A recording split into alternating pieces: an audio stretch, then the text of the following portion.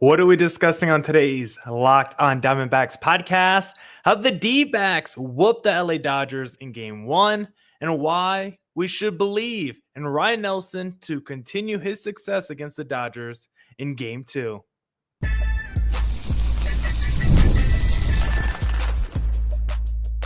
You are Locked on Diamondbacks, your daily Arizona Diamondbacks podcast, part of the Locked on Podcast Network, your team every day. Welcome into the Locked on Diamondbacks podcast, part of the Locked on Podcast Network, your team every day. You're listening to who? The always charismatic host of this podcast, Millard Thomas, multimedia journalist and a graphic designer. So please go check out my website, millardthomas24.myportfolio.com. On there, you can see all my latest work, from my packages to my articles to my photos and my graphic design. If you want to see more content by me, please follow me on Twitter at CreatorThomas24 for my personal account, or look up Locked on Diamondbacks on both Twitter and Instagram for the podcast handle. And that matters because I also have a YouTube. Please subscribe to Locked on Diamondbacks on YouTube. We try to go live Sunday through Thursday. It's an interactive show. Please drop a comment in the YouTube section. We'll read it live on air as the show goes on. I always tweet out before I go live. That's why you need to follow me on the socials, Locked on Diamondbacks at CreatorThomas24. But for today's show, we're going to be discussing the D-backs whooping the Dodgers in game one. Should Geraldo Perdomo move up in the D-backs lineup from the number 9 hole? And can Ryne Nelson continue his success against the Dodgers? Let's get into it. Back here on the Locked on Diamondbacks podcast, and let's talk about game one against the Dodgers, because I would still consider that a blowout. Yes, it was 9-5. The 4 runs make it look a little bit closer, but that's because the D-backs bullpen is so bad. Ryan Thompson is on the Joe Mantiply list. Ryan Thompson looks absolutely cooked, but that's not what I want to talk about at the top of this podcast. I want to talk about how the D-backs own the Dodgers in Los Angeles. D-backs are now 5-2 in their last 7 games in LA, and one of those losses came in the 9th inning of a 1-run game where Paul Sewald started that 9th inning with back-to-back strikeouts and then completely unraveled. This is a D-backs team that has been playing so well going to Los Angeles, and tonight we got to see the offense and we got to see the pitching. 9 runs on the board and go up and down the box score, and every single starter for the D-backs tonight had at least 1 base hit. It was a complete team effort. Brandon Pfaadt delivering the quality start as well. We knew we were going to get at least 6 innings from Pfaadt. We also got the 3 earned runs or less, which is a great feeling. So a mix of home runs, got some great offensive scoring, got some great pitching. It was just a complete effort from top to bottom by this D-backs team. And what I like the most is the offense felt so balanced tonight. It wasn't just power. It wasn't just home runs. We also got some clean, old-fashioned baseball tonight, because there was an inning where Tim Tawa started the inning, got to second base after a wild pitch. Then Pavin Smith brought him over to third with a hard hit ball. Then Perdomo comes up, sacrifice fly with 1 out. Just clean baseball, 2 productive outs to get Tim Tawa home after leading off, getting to second base. It just feels like the D-backs at times have just not executed on that high of a level. Yes, the offense, numbers-wise, still looks great, but there's still times where it's those easy opportunities where it feels like the D-backs don't come through. They were able to do that tonight. Plus, they also had the big home runs, because we were able to get 3 tonight. One of them was from Gabby Moreno, who had one of the biggest home runs of the night, because his was 107.5 miles per hour off the bat. It was 411 feet, would have been a home run in all 30 ballparks. And Gabby, from a plate appearance standpoint, absolutely insane today. The bats that Gabby had today, I mean, I got to look up how many pitches total Gabby saw today, because Gabby, after his second or third at bat, longest at bat this season in the major leagues, 16 pitch at bat, where he just kept fouling off pitch after pitch. Gabby, I think, is starting to wake up a little bit. We know this is a guy that can get streaky, like we've seen with the Lourdes and the Eugenio Suarez's. Like all these D-backs right-handed hitters feel like they could go 2-3 weeks where there's just a black hole in the lineup. Then they go 2-3 weeks where they just absolutely carry the team. Gabby feels like he's starting to come around. He's starting to add a little power and repertoire after hitting a grand slam last time facing the Dodgers, which we'll talk about later. Seems like the Dodgers bring the best out of Gabby Moreno. Also got the Lourdes Gurriel home run in this game. He's been swinging the bat a little bit better as well. And then, of course, Geraldo Perdomo as the number 9 hitter has been so good for the D-backs this season. But we have to discuss in segment number 2 if he deserves to move up in the lineup. We'll definitely discuss that in the next segment. But loved how those 3 players looked today. I thought overall the lineup just had productive at bats, very patient approaches at the plate. I mean, both teams, honestly, there was essentially not a lot of swing and miss until late in this game. This was a very patient approach by both teams and a very good, just quality contact game by both teams. They were not missing the barrel of the ball because the one downside with Brandon Pfaadt today, because I thought he looked good. I thought he looked poised. His only issue was the home runs today because the weird thing about Brandon Pfaadt's start today was he only gave up 3 hits, and all 3 of those hits were solo home runs. Thankfully, there was no one on the base. Like, Pfaadt only allowed 1 walk today. And again, 3 hits, that's a fantastic start. But when all 3 hits goes for home runs, that's the issue. I liked Pfaadt today. It was a positive start. I think this is still something to build off of. I really like the way Pfaadt has pitched the entire 2025 season. I think this is going to be another one of those starts where you say, yep, he has definitely had a breakout year and he's definitely taken a step forward. I think even though he gave up a few long balls today, we saw how he was able to still dot up the corners of the strike zone, still have great command, still have great location. So I really like the way Brandon Pfaadt is pitching this season. D-backs avoid the bullpen meltdown. Somehow they survive. Ryan Thompson did his best to blow this game open. I really liked how the D-backs had a sense of urgency tonight and said, even with, the 4-run lead after a couple of Ryan Thompson earned runs, we're still going to go to Shelby Miller to try and get us this W because we do not want to mess around. That is what I need to see from Torey Lovullo and this coaching staff, a sense of urgency. It's something we've discussed a lot recently on this podcast because it feels like the D-backs save too many of their guys and always say, hey, let's kick it down the line for games later in the year when we need games right now, especially against these really serious opponents that are playing in the same division as the Arizona Diamondbacks. So I love the fact that they went to Shelby Miller to get that final out. Let's read some comments from the listeners. Eric O said, Ryan Thompson, that's all I got to say. El Gallo 4978 said, not only did Ryan Thompson ruin this game, but he also burnt Shelby Miller.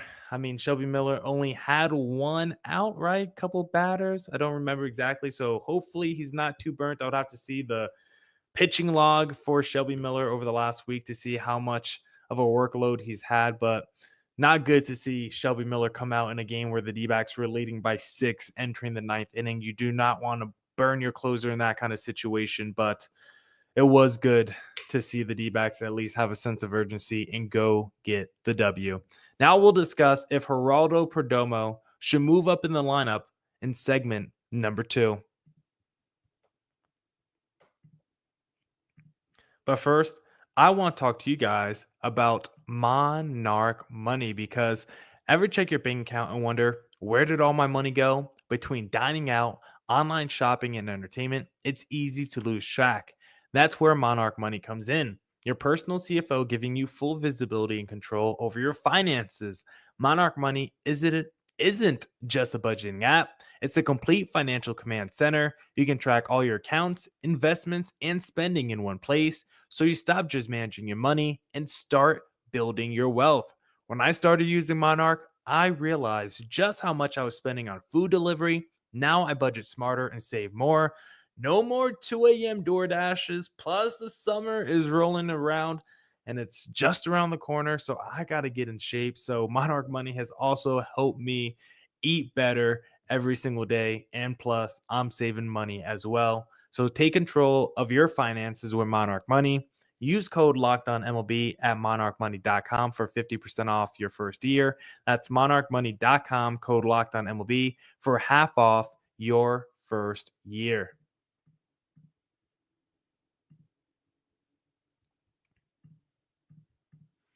Back here on the Locked on Diamondbacks podcast. And now let's discuss Geraldo Perdomo and if it's better for him to be at the bottom of the order or for him to be at the top of the order. And don't be afraid to drop a comment in the YouTube section for what you feel like is the best spot in the lineup for Geraldo Perdomo, because Jerry has been an all-star this season, and if you think he deserves to be at the top of the lineup, I absolutely agree with you. He has been fantastic all season for the Arizona Diamondbacks. After today's game, Perdomo's slash line is now 302, 403, 488. Like, let me just say that again. He's a 300 hitter.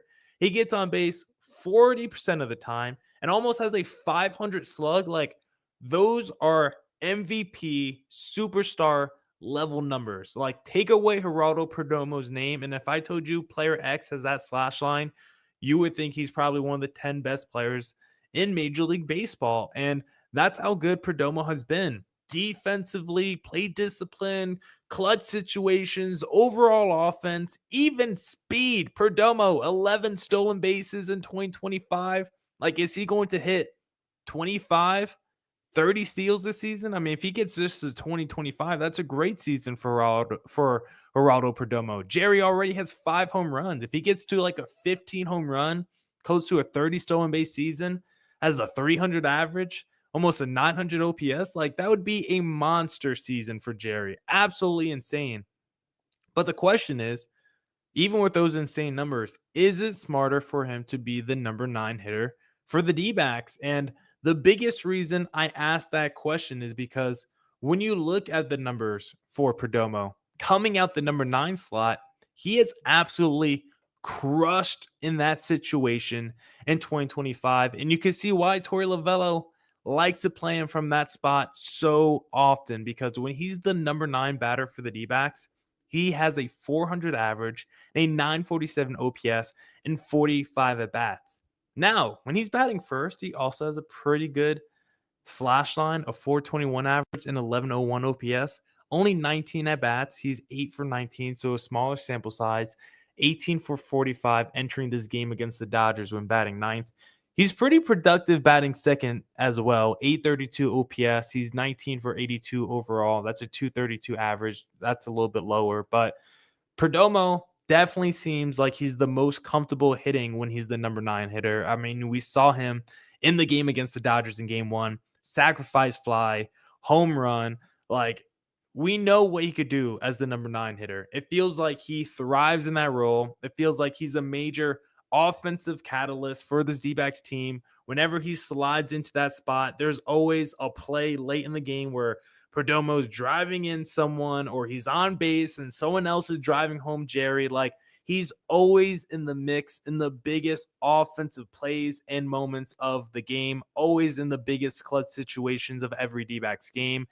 And that's why I'm asking, is that kind of player better as the number 9 hitter, or is he better to be at the top of the D-backs lineup? Because as much as I love Jerry as the number 9 hitter, and there's a lot of things that I disagree with when it comes to Torey Lovullo, I actually do like Jerry as the number 9 hitter, and it's weird to say because usually you don't want one of your best players as the number 9 hitter.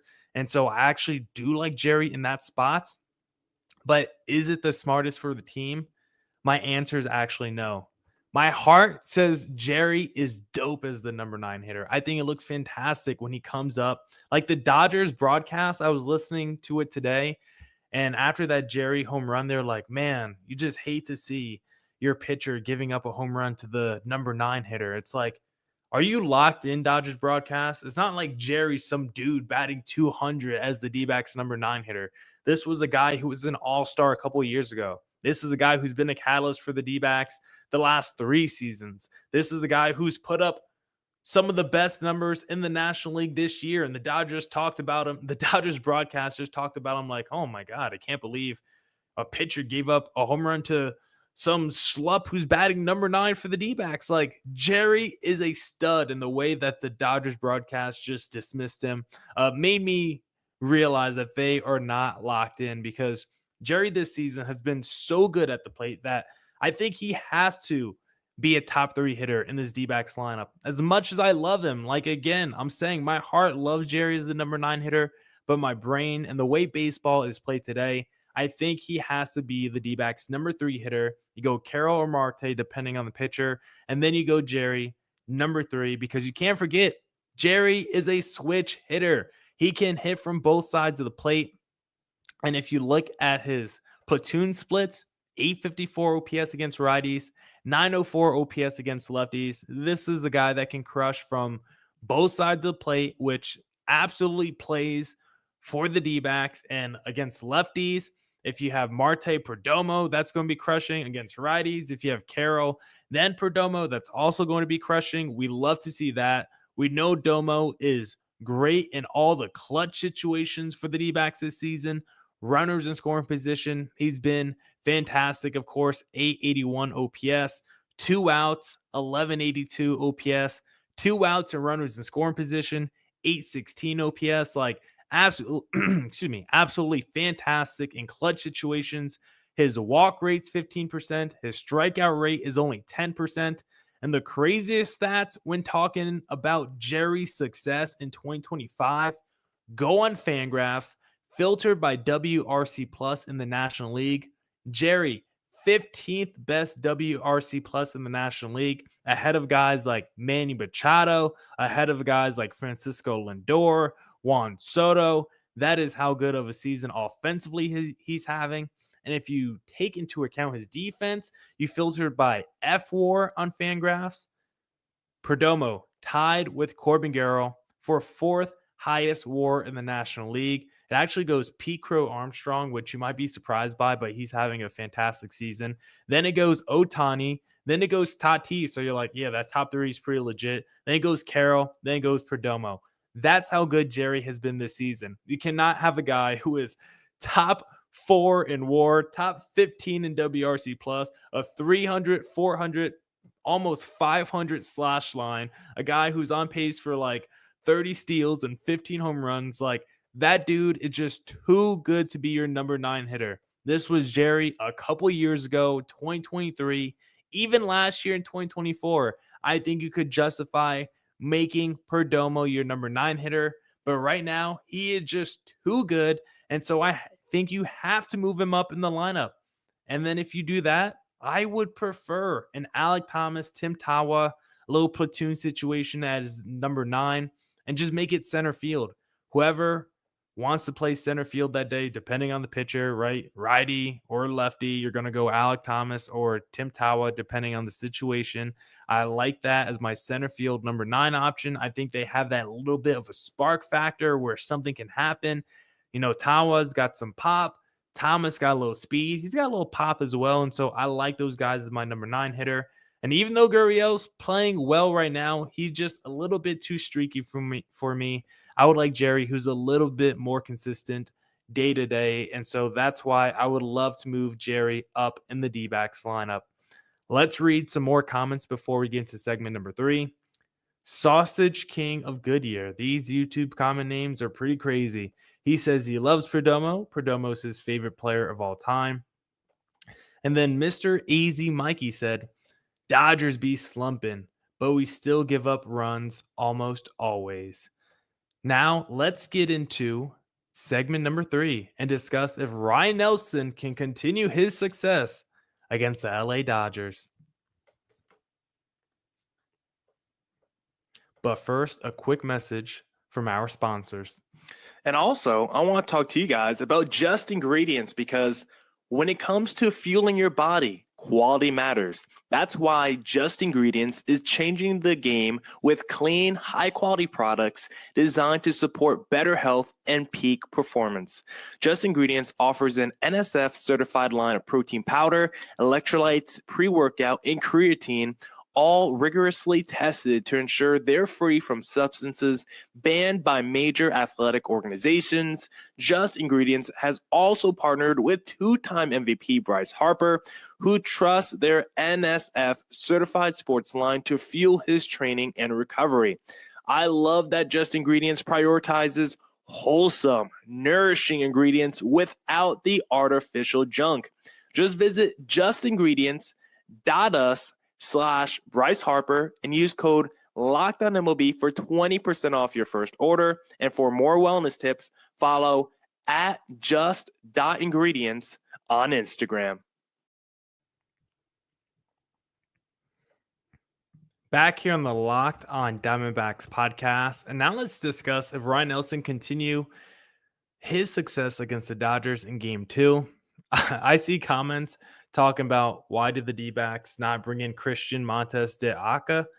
Guys, I even forgot he was in the bullpen, and so I think Torrey's in the same situation. I think he forgot Christian Aka's on this roster because I kind of forgot he was in the D-backs bullpen. He's been on here for like a few days now. It's been like 4 games, and he has not come out of the D-backs bullpen or made an appearance. If you're bringing out Scott McGuff and the Juan Marios and you want to go to Ryan Thompson, this probably would have been the perfect game to debut him so you didn't waste Shelby Miller. I guess that would be the nitpick of the day if you wanted to push back against Torey Lovullo for today's game. But now let's talk about Ryne Nelson, because this is someone who actually has a lot of career success against the Dodgers. And I don't know how many people realize that, because of course the Dodgers are such a high scoring team, such an explosive offense. But Ryne Nelson last year actually kind of shut down this Dodger squad. 1 earned run in 10 innings pitched last season against the Dodgers. And it was kind of weird for Ryne Nelson because he technically didn't start either game. Brandon Hughes and Joe Mantiply started each of those games, and then Ryne Nelson came in and finished the job. But he looked great in both of those starts. And you look at the career numbers of that Dodger lineup against Ryne Nelson, he is fantastic against all the top dogs, even Will Smith, who is the D-backs career killer. Mookie Betts is 2 for 8 in his career against Ryne Nelson with only 1 extra base hit, which is a double. Freddie Freeman is 2 for 10 with no extra base hits. Shohei Ohtani, 1 for 8, no extra base hits. Will Smith, 1 for 8, no extra base hits. Ryne Nelson, the only guy you have to watch out for is Teoscar Hernandez. But outside of that, this is a guy who has had really good success against his Dodgers lineup. And we're hoping, at least I am, he has a good spot, or excuse me, a good start tomorrow, because he's taking the spot in the rotation currently of Eduardo Rodriguez. And I need Nelson to have a good start, because if Nelly twirls anything close to a quality start, hard to imagine the decision to hand the ball back to Erod being easy. Like if you see Nelly go out there and perform and look good against his Dodgers team, knowing Erod went out there against the Dodgers pretty recently and got absolutely crushed, how could you make the decision to give the ball back to Erod? Erod, so far in his tenure with the Arizona Diamondbacks, has, we could call a spade. He's flat out been a bust, right? For the D-backs, he's been pretty bad. Last year, he kind of got overshadowed by Jordan Montgomery in the season from hell he was having. Of course, Erod only had 50 innings pitched because of injuries, as he always deals with. So coming into this season, we had a little bit more optimism. The strikeout rate has been there this year. He's been a strikeout machine, but just continues to give up hits and contact and walk guys, and everything else has been bad. And so far, he has a 5.99 ERA with the D-backs and 94 innings pitched. He's been bad. Meanwhile, you think of Ryne Nelson. What did he do last year for the D-backs? Oh, he was only the best D-back starter down the stretch. He had a 3.2 ERA in like his last 11 starts of the season. Really strong for the D-backs.